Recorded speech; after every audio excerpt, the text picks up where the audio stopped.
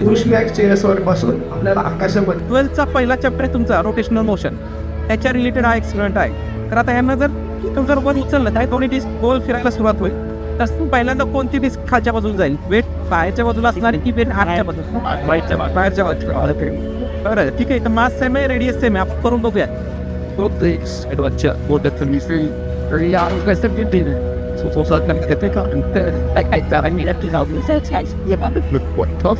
Okay, कोण म्हणलेलं बाहेरच्या बाजूला वेट असेल त्या अगोदर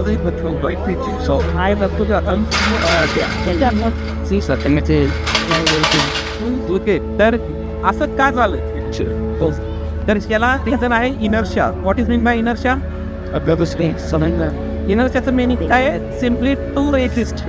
तर कशाला रेजिस्ट करते? मोशनला. तर स्टेशनरी इनर्शिया म्हणजे काय की खूप मोठं वेट असेल, तुम्ही त्याला ढकलायला गेला ते ढकललं जाईल का? नाही, ते तिथेच राहायचा प्रयत्न करत, तो झाला स्टेशनरी इनर्शिया. मोशनमध्ये असेल तर त्याला आपण लिनियर इनर्शिया म्हणू.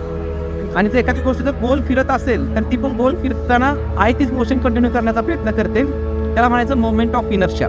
तर इथं कन्सेप्ट येते मोमेंट ऑफ इनर्शियाची, म्हणजे मास इंटू डिस्टन्सचा स्क्वेअर. याचं जर मल्टिप्लिकेशन केलं तर ज्याची क्वांटिटी जास्त त्याचा मोमेंट ऑफ इनर्शिया जास्त. म्हणजे ज्याचा मोमेंट ऑफ इनर्शिया जास्त तो वेलॉसिटी लवकर गेन करत नाही, तो हळूहळू वेलॉसिटी गेन करतो. तर राईट साईडच्या डिस्कचा मोमेंट ऑफ इनर्शिया जास्त आहे कारण की मास आउटसाईडला आहे, त्यामुळे लवकर ती वेलॉसिटी चेंज करत नाही. आणि एकदा वेलॉसिटी चेंज झाली तर लवकर ते स्टॉप पण होत नाही. त्या मानानं लेफ्ट साईडच्या डिस्कचा मोमेंट ऑफ इनर्शिया कमी, ती लवकरच वेलॉसिटी चेंज करेल. ठीक आहे, काही कळलं तुम्हाला याच्यात? तर सेकंड एक एक्सपेरिमेंट इथे एक तिथे शिक्षक या नात्याने मी याच्यावरती बसतो, तुमचा काय असेल तो काढा, मला याच्यावरून तुम्ही पाडायचं, मला अंग लावता त्याला धक्का लावायचा आहे. ठीक आहे.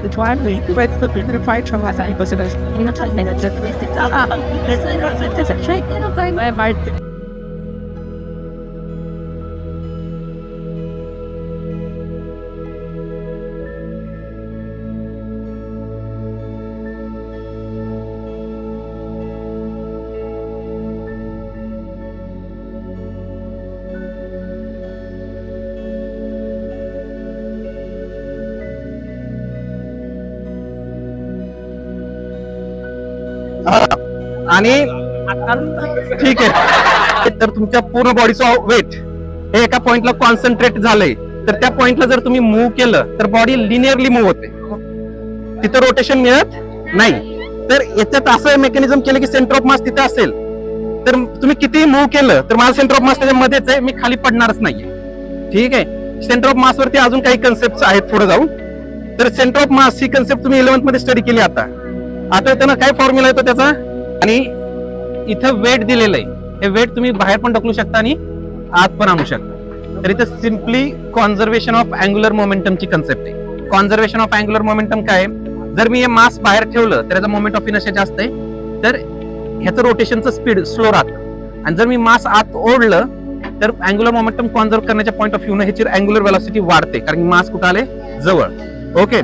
तर जे बॅलेट डान्सर असतात, जे गोल फिरतात, त्यांना जर स्वतःवरती जोरात गोल फिरायचं असेल तरी हात एकदम जवळ घेतात. किंवा जे स्टंटमॅन असतात ना, ते हवेमध्ये जर रोटेशन कमी करायचं असेल तर बॉडी स्प्रेड करतात. तर त्याच्याशी रिलेटेड ही कन्सेप्ट आहे. अगेन 12च्या पहिल्या चॅप्टर मध्ये हे येणार आहे तुम्हाला. तर इथं मला कोणीतरी गोल फिरवा, फिरतोय ना, आता मी वेट आत ओढतो, बघा काय होतंय, गोल फिरण्याचं स्पीड वाटतंय का? आता स्लो करू का? कमी होतंय ना स्पीड? अजून जोरात बघा. हा, तर इथं थांबा, आता थांबवा, आता मला चांगली चक्कर येणार आहे, थांबवा. हा, तर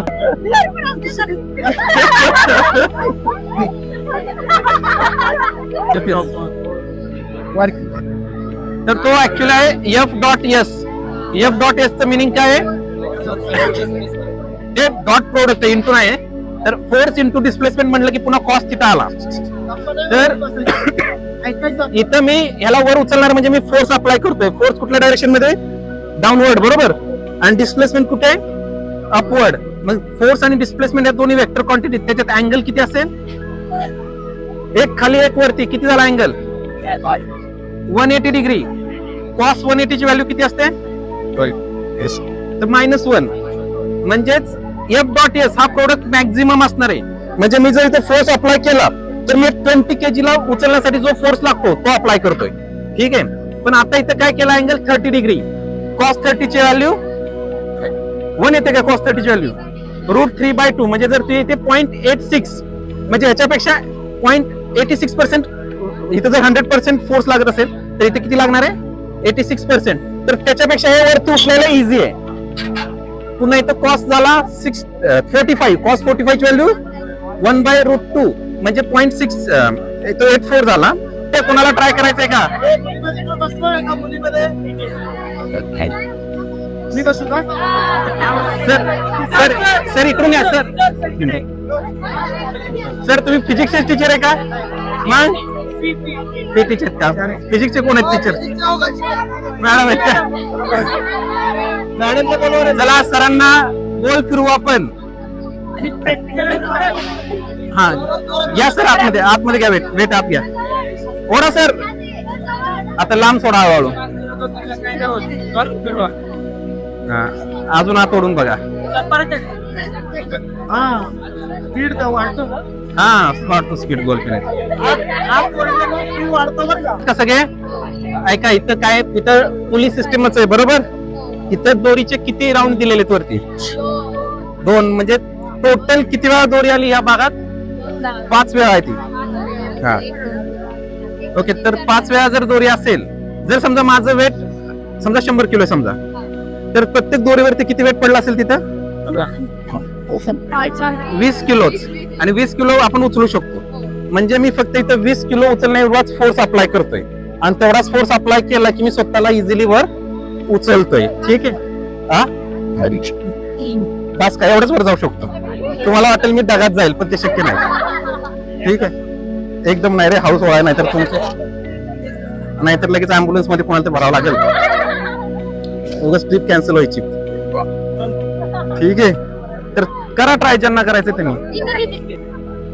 तर इथं काय होतात, जर पॅरलल वेव्हज आल्या तर त्या वेव्हज इथे धडकतात आणि इथे येतात. याला काय म्हणतात? फोकस. बरोबर ना? फोकसला रे 3 काउंट करूंगा तो आप कान क्लोज कर लेना. ठीक है. जिनको साउंड से डर लगता है वो उनके लिए वो आधी सेफली का इथून करा. ठीक आहे. ओके.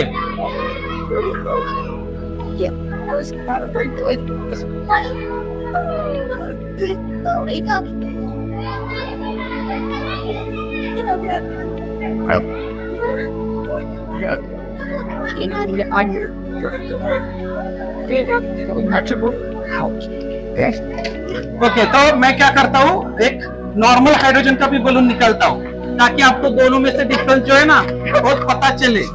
ठीक है. तो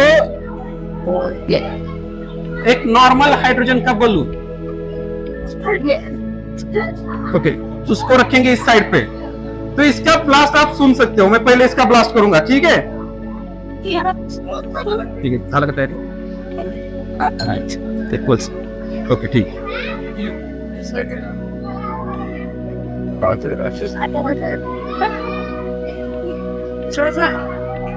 now see normal blast. 1 2 3. Only hydrogen. Okay. आप क्या है, हाइड्रोजन प्लस ऑक्सीजन. जिनको डर लगता है वो कान क्लोज करेंगे. ठीक है. 1 2 3.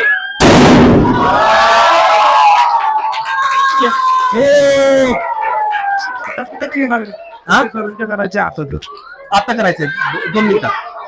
आता तीच तयारी करायची. हातावरती जा ना.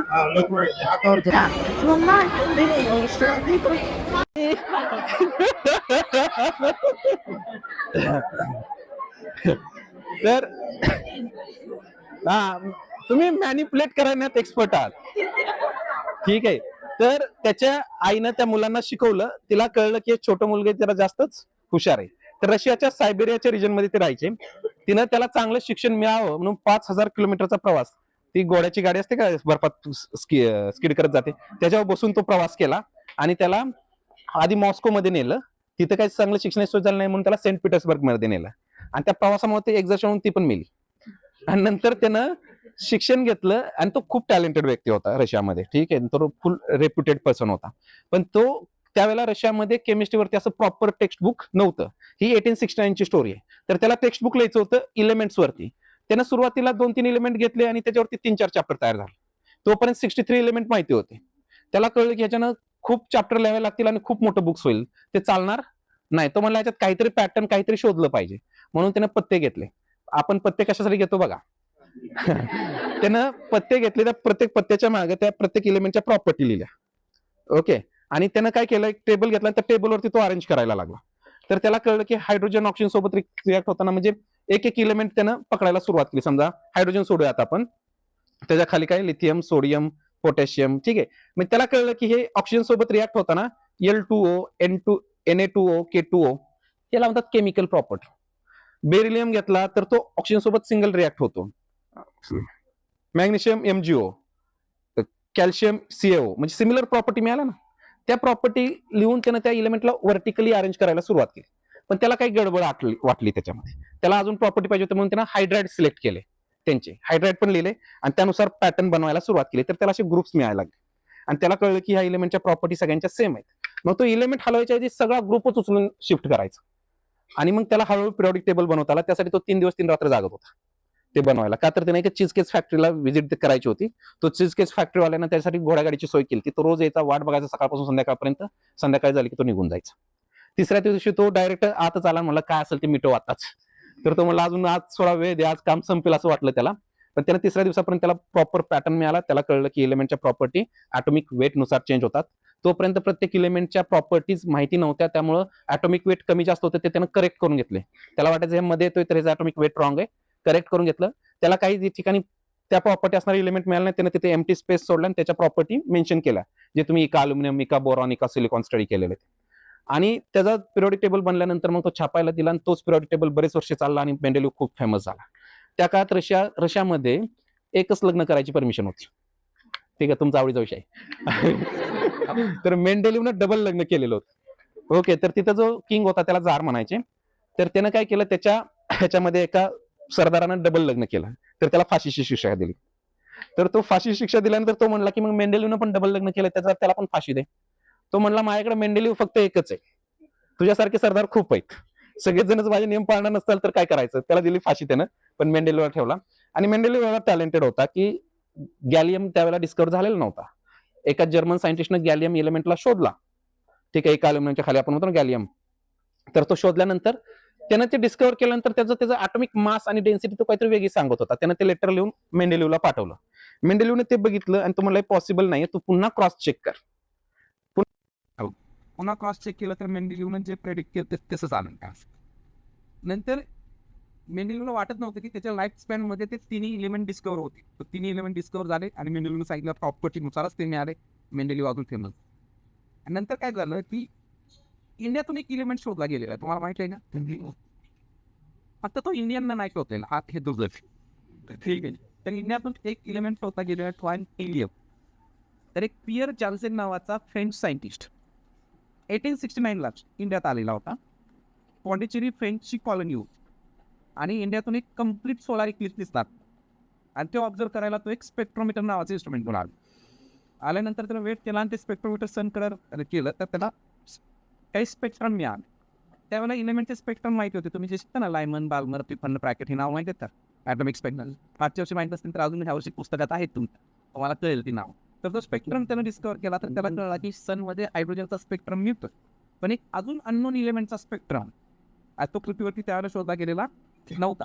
पण त्यांना सनवरून त्याला नाव दिलं. ग्रीक लॅटिन वर्डमध्ये सनला काय येतात हेलिओस, आणि हेलिओसवरून त्याला नाव काय दिलं हिलियम. आणि तो हिलियम आफ्टर 1890s नंतर डिस्कवर झाला. तर त्याच्या अगोदर डिस्कवर झाला आर्गॉन. लॉर्ड रॅली आणि विलियम रॅमसे हे 2 कलिग होते, ह्यांनी इलेमेंट नोबेल गॅस डिस्कवर केले. आधी आर्गॉन सापडलं आणि तो कशाशीच रिॲक्ट होतो, गेटिन्यू मतांचे इलिमेंट असेल ते पण पुन्हा हिलियम मिळाला, नंतर निऑन मिळाला, अशी इलिमेंट मिळाली आणि सगळ्यांच्या प्रॉपर्टी मॅच होत. त्याचा एक ग्रुपच म्हणतो आणि मेंडेलिव्हनं त्याला 0 ग्रुपमध्ये टाकायचं, त्याला आपण 18 ग्रुप म्हणतो. आणि मेंडेलिव्हच्या पिरियॉडिक टेबलची ऑर्डर डिस्टर्ब होत न होता नवीन ग्रुप पण तोपर्यंत प्रोटॉन, न्यूट्रॉन, इलेक्ट्रॉन डिस्कवर झालेले नव्हते. आणि 1897 मध्ये जे थॉम्सनने इलेक्ट्रॉन शोधला बरीच डेव्हलपमेंट झाली. तोपर्यंत एक्सरेची डिस्कवरी झाली. एक्सरेची डिस्कवरी झाल्यानंतर जो मॉडर्न पिरियॉडिक टेबल बनवणारा हेनरी मोस्टरला त्यानं प्रत्येक इलेमेंटचा एक्सरे स्टडी करायला सुरुवात. आता एक्सरे मध्ये त्याला काही पॅटर्न मिळाला, तो लॅडर लाईक पॅटर्न, त्याला ॲटॉमिक नंबर कन्सेप्ट दिली आणि ॲटॉमिक नंबर नुसार पुन्हा एलिमेंट अरेंज केले, जे मेंडलच्या प्रोडक्ट टेबलमध्ये ड्रॉबॅक्स होते त्याला त्यांना ओव्हरकम केलं. त्याच्याही प्रोडक्ट टेबलमध्ये काही एम्प्टी स्पेस होत्या, ते पण त्याला प्रेडिक्ट केलं, प्रोग्राम ते पण एलिमेंट डिस्कवर झाले. आणि तो मॉडर्न पिरियॉडिक टेबल 1913 मध्ये बनला. उरलेले एलिमेंट आज डिस्कवर होत राहतात. मॉडर्न पिरियॉडिक टेबलमध्ये आज 2 एलिमेंटसाठी जागा आहे 120 पर्यंत. अजून नवीन एलिमेंट सापडले, कदाचित तुमचा नावानं ते पिरियॉडिक टेबल बनेल. जर तुम्हाला इंटरेस्ट असेल सायन्समध्ये तर जाण्या अगोदर तुम्हाला मी एक पिरियॉडिक टेबल देतो. त्याच्या मागे सगळ्यावरती ट्रिक्स लिहिलेल्या आहेत. तिथे एक YouTube चॅनलची लिंक आहे. जर तुम्हाला एकापेक्षा जास्त ट्रिक्स पाहिजे असेल तर तिथं मिळतील. आज आपण बघा पूर्ण दिवस सायन्स स्टडी करत आलो. स्पेशली तुम्ही सायन्सचे लोक आहेत आणि ते पण सिलेक्टेड लोक आहेत. सगळ्या मुलांमधून आपण टेस्ट घेऊन त्यातून सिलेक्ट केलेलं आहे. तर तुम्ही थोडे स्पेशल आहात. ओके, तर तुम्हाला स्पेशल ट्रीटमेंट मिळालेली आहे. सायन्स पार मध्ये थ्रूआउट द इयर बऱ्याच ॲक्टिव्हिटी परफॉर्म होतात. तर त्याचा मेसेज तुम्हाला जर मला त्या ॲक्टिव्हिटी अटेंड करायचे तर अटेंड करायला मिळते. तुम्ही बघितलं आयसरचे पण इथं बरेच लोक काम करतात. हॉर्टिकल खूप असेल तुम्ही लास्टचा व्हिडिओ बघितला. आयसर तुम्हाला 12वी नंतर रिसर्च करायला प्रमोट करते. त्यांच्याकडे त्याच्यापेक्षा अगोदरची सोय नाही. माझी स्वतःची एक प्रयोगशाळा आहे निगडी प्राधिकरणामध्ये, सेक्शन 24 हा. लोकमान्य हॉस्पिटल माहिती आहे का, राईट साईडला. मी 5वी ते 12वीच्या मुलांना तिथं ट्रेनिंग देतो, एक्सपेरिमेंटली कसं गोष्टी लर्न करायच्या. तर 5वी ते 12वीच्या मुलांसाठी मी स्पेशली 10,000पेक्षा जास्त एक्सपेरिमेंट बनवलेले आहेत, फिजिक्स, केमिस्ट्री आणि बायोलॉजी रिलेटेड. जर तुम्हाला सायन्स एक्सपेरिमेंटली शिकायचं असेल तर तुम्ही माझ्याजवळ पण येऊ शकता. त्या पिरियॉडिक टेबलवरती तुम्हाला मोबाईल नंबर मिळून जाईल. आणि लवकरात लवकर अप्रोच करा ज्यांना सिरियसली सायन्स शिकायचं. हे सायन्स ट्रिप एक छोटी गोष्ट आहे. अशा थ्रूआउट द इयर बऱ्याच ऍक्टिव्हिटी चालू असतात, त्याचा तुम्हाला लाभ चांगल्या पद्धतीनं घेता येईल. बाकी तुम्हाला आता काही विचारायचं असेल आजच्या दिवसात तर विचारा.